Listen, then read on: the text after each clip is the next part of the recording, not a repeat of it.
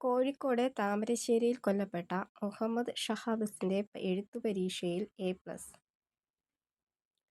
കോഴിക്കോട് താമരശ്ശേരിയിൽ സഹപാഠികളുടെ ആക്രമണത്തിൽ കൊല്ലപ്പെട്ട 10ാം ക്ലാസ് വിദ്യാർത്ഥി മുഹമ്മദ് ഷഹാസിന് എഴുതിയ പരീക്ഷയിൽ എ+ ലഭിച്ചു.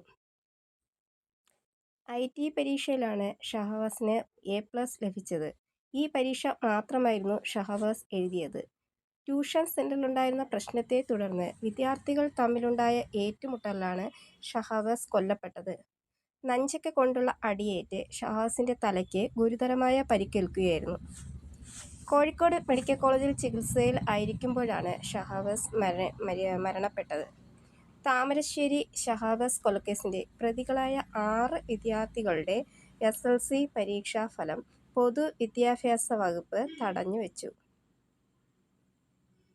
വിദ്യാഭ്യാസ വകുപ്പിന് ചില നിലപാടുകൾ ഉണ്ടെന്നും അക്രമവാസനകൾ വച്ച് പൊറുപ്പിക്കില്ല എന്നും വിദ്യാഭ്യാസ ഡയറക്ടർ ഷാനവാസ് പറഞ്ഞു.